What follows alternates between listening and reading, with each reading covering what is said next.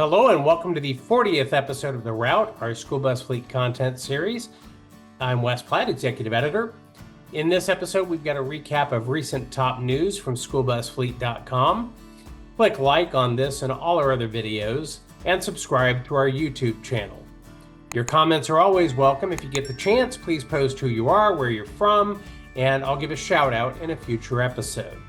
And if you've been waiting for the complete recipe for Cheeseberry pie, stay tuned until the end. Okay, let's get rolling.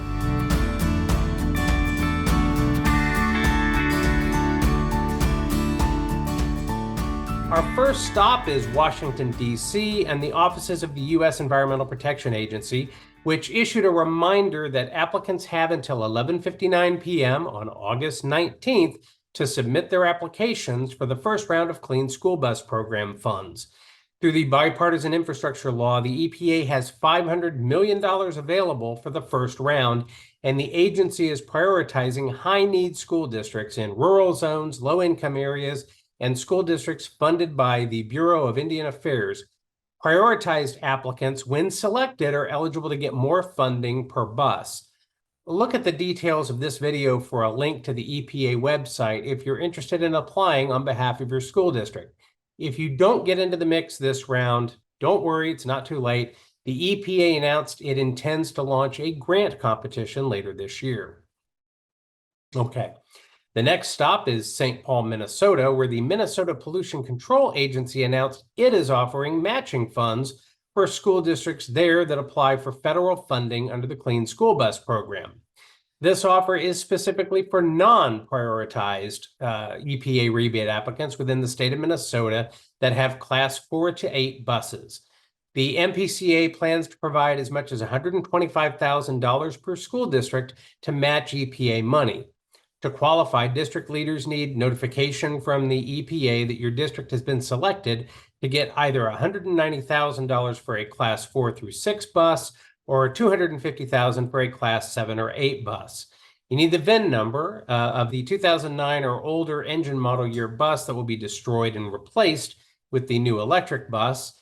You need the primary address where the new bus will operate, and you need quotes for the bus and the charging unit. If you're in Minnesota, let me know if you're planning to take advantage of this offer. If you're in another state, let me know if you hear of similar programs taking root. It seems like this would help encourage more districts to participate in the Clean School Bus Program.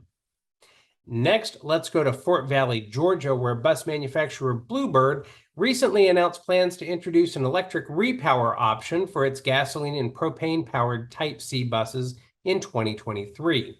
It'll be a collaboration with Colorado-based Lightning eMotors, which is developing an electric powertrain system for these conversions.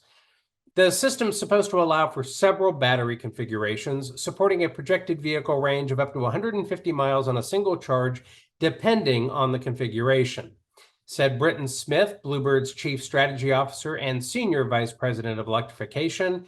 Currently, gasoline and propane-powered school buses serve as lower upfront cost vehicle choices compared to electric vehicles and emit less greenhouse gases than a traditional bus. Bluebird's innovative Repower program allows customers to invest in new school buses to meet their current transportation needs with a built-in option to transition to zero-emission electric student transportation when needed. Does this seem like a good middle ground for districts that want to move slower in adopting electrification? Share your thoughts in the comments.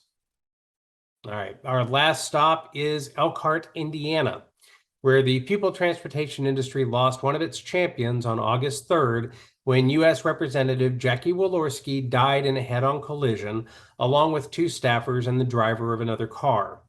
Walorski, known for promoting student safety, particularly in the wake of an accident caused by a driver illegally passing a school bus and striking 4 children, was in a Toyota RAV4 driven by her staffer, Zachary Potts. Investigators reported that the Toyota, for reasons unknown, crossed the center line and struck a Buick LeSabre driven by 56-year-old Edith Schmucker. Walorski, Potts, another staffer named Emma Thompson, and Schmucker all died of their injuries despite wearing seatbelts and the deployment of airbags. President Joe Biden said of Walorski, "We may have represented different parties, and disagreed on many issues, but she was respected by members of both parties for her work on the House Ways and Means Committee on which she served. Karina Noble, president of the National School Transportation Association, said, Representative Walorski was a tireless advocate on behalf of student transportation in the House of Representatives. Her advocacy on pupil transportation only tells part of the story, as she was a kind and compassionate leader. Share your thoughts about Representative Walorski and her passing in the comments. All right, it's time to park the bus for now. Tell your friends about the route. Thanks to the viewer known as Highway Executive for checking us out. And I'm thrilled to report that we have hit that milestone of 100 subscribers. Finally, thank you all for coming along for the ride. As promised, I'm ready to share the final ingredient for Cheeseberry pie, that is a tablespoon of sour cream, which helps take the edge off the sweetness of the cherries and the pineapple. So, to review, to make a Cheeseberry pie, you need a graham cracker pie crust, a container of whipped dessert topping, you need a brick of cream cheese, a small can of crushed pineapple, a tablespoon of sour cream, and a can of cherry pie filling. Now, if you want a really smooth textured pie, I recommend heating the refrigerated cream cheese for about 2 minutes, and then mix it with the whipped dessert topping, pineapple, and sour cream in a large bowl. Put that mixture into a pie crust, top with the cherry pie filling, refrigerate the pie for a couple of hours to let it set, then watch it disappear after people start eating it. That's all there is to it. Enjoy. Let me know how it works out for you. If you've got news, reach out by email at wes.platt@baba.com, tweet us at schoolbusfleet. Drive safely and see you next time on the route.